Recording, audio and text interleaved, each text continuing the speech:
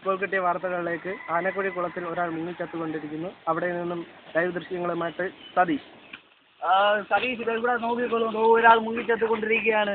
അയാളുടെ മുങ്ങിച്ചാവുന്നതിന് മുമ്പുള്ള ദൃശ്യങ്ങളാണ് നമ്മളിപ്പോൾ കണ്ടുകൊണ്ടിരിക്കുന്നത്. അയാൾ ഫയർഫോഴ്സിനെ ഇതുവരെ അറിയിച്ചിട്ടുണ്ട്, അവർ ഇതുവരെ എത്തിയിട്ടില്ല. തിരുവനന്തപുരത്ത് പുറപ്പെട്ടതേ ഉള്ളൂ. ഇപ്പോൾ തന്നെ അവർ എത്തിച്ചേരുന്നതായിരിക്കും.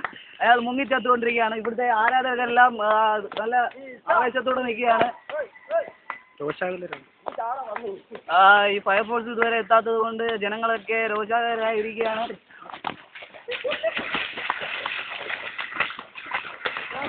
സതീഷ്, ഇവിടെ ഒരാൾ മരിച്ചു കിടക്കുകയാണ്. മരിച്ച് കിടക്കുന്നു. അത് നോക്കിക്കോളൂ, അങ്ങോട്ട് ഫയർ